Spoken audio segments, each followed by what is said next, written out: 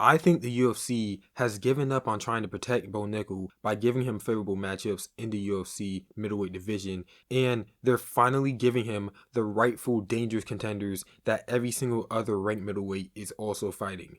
His fight against Paul Craig really derailed all of his hype because of how boring the fight was.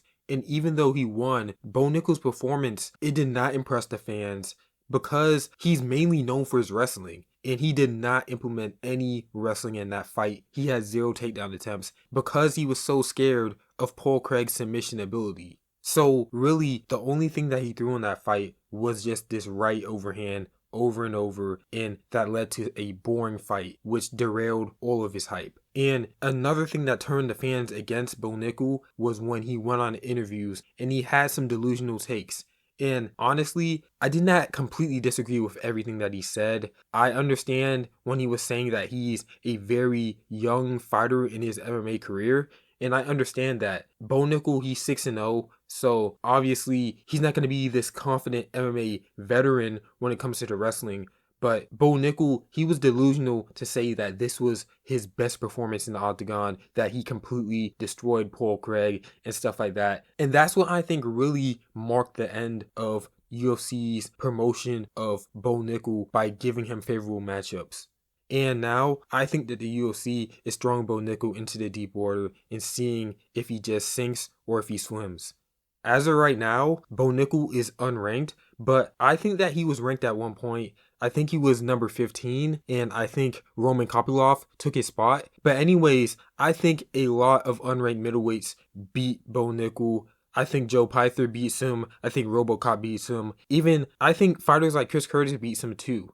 And honestly, my main problem with Bo Nickal is that he shouldn't even be in the middleweight division. Bo Nickal is very undersized compared to the elite middleweights. And I think that there are welterweights that are bigger than Bo Nickal. People have been saying this for a very long time. How could Bo Nickal fight in the same exact weight class that he wrestled in when you weigh in right before you wrestle? And in the UFC, you have a day and a half window to gain back that weight that you weight cutted. So it's obvious that Bo Nickal basically does not even do a weight cut to make 185. And that's going to be a massive problem when you're a contender in the UFC middleweight division. And as you guys know, Bo Nickal's next fight will be in about 2 weeks. And he will be facing the up and coming Reinier De Ridder, who was a former double champ in one's division. And he's pretty new to the UFC. But in Reinier De Ridder's first fight, he beat GM3, Gerald Meerschaert, and he made easy work of Kevin Holland. And in this upcoming fight against Bo Nickal, I think that Reinier De Ridder will destroy Bo Nickal. He has the advantage in almost every single aspect of MMA, and he's going to dominate Bo Nickal.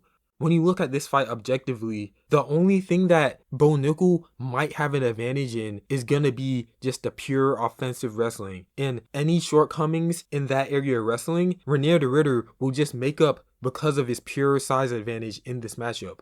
And I mentioned that before, size is going to be Bo Nickal's biggest downfall if he tries to move up in the middleweight division. He needs to go down to welterweight where he fights people who's going to be more his size. And Bo Nickal, he can easily make welterweight. I don't know why he didn't. I don't know why his coach and his training partners, everyone around him, keeps wanting him to be a middleweight. When you looked at his fight against Paul Craig, Bo Nickal, he looks small out there. Paul Craig, he's a 6'3" middleweight. Bo Nickal, I believe he's 6'1", 6 foot. He can easily make welterweight. He needs to do that if he wants to revitalize his career. But as of right now, there's no hype going into Bo Nickal's next matchup.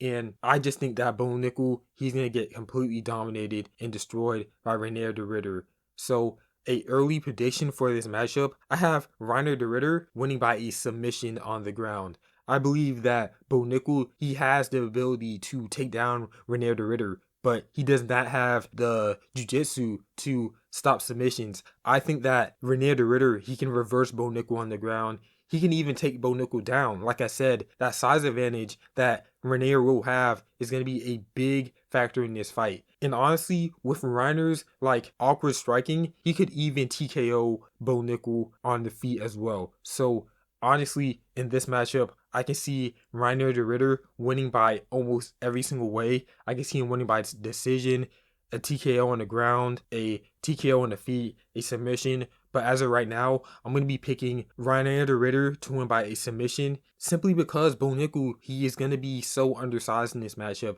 Reinier, he is a huge middleweight. You saw what he did to Kevin Holland. He completely crushed Kevin Holland, just walked right through him. And I believe that he's going to do Bo Nickal almost the same way that he did Kevin Holland.